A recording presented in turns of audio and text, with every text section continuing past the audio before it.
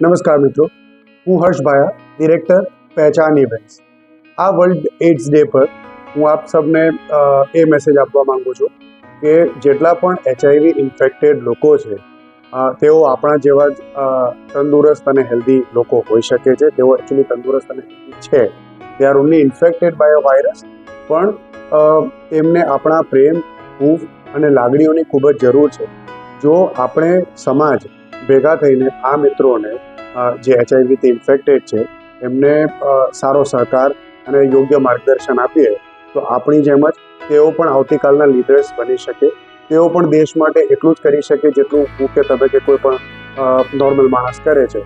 સો આ world ads day પર હું આપ સૌને વિનંતી કરું છું કે આવો આપણે સૌ ભેગા થઈને HIV એડ્સ ઇન્ફેક્ટેડ જે લોકો છે એમને સહાનુભૂતિ નહીં પણ સહકાર આપીએ, એમને એ હાથ આપીએ મદદનો જે એમને જરૂર છે, અને એમને એ જ રિસ્પેક્ટ આપીએ જે આપણે સમાજના દરેક સામાન્ય નાગરિકને આપતા હોઈએ છીએ.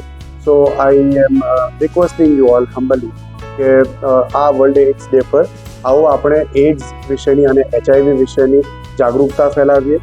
આનું સંક્રમણ કઈ રીતે અટકી શકે એ દિશામાં આપણે સૌ ભેગા થઈને કામ કરીએ, અને જે લોકો ઓલરેડી ઇન્ફેક્ટેડ છે એમને જોઈતો જેટલો પણ સહકાર છે એ આપણે સૌ ભેગા થઈને આપીએ. આમ જોવા જઈએ તો સમાજમાં જે પણ ડિફરન્ટલી એબલ્ડ લોકો છે, જેને આપણે દિવ્યાંગ કહીએ છીએ, એમના માટેની સહાનુભૂતિ, એમના માટેની સંસ્થાઓ ઘણી બધી છે. પણ જ્યાં વાત આવે છે HIV ઇન્ફેક્ટેડ લોકોની, એમના વિશેનું નોલેજ ઓછું છે, તેમજ એમને એમને મદદ કરતી વખતે લોકોમાં એક ભય, એક ડર પણ છે. પણ આ લોકો પણ એટલા જ આપણા સહકારના, આપણી હૂંફના હકદાર છે જેટલા કોઈ પણ દિવ્યાંગ કે અન્ય સોશિયલી અનપ્રિવિલેજ લોકો છે. સો ચાલો આપણે સૌ ભેગા થઈને HIV ઇન્ફેક્ટેડ લોકોની તરફ આપણો હાથ વધારીએ, અને તેમજ એડ્સ વિશેની જાગૃતતા લાવવામાં આ વર્લ્ડ એડ્સ ડે પર મેક્સિમમ ફેલાવો.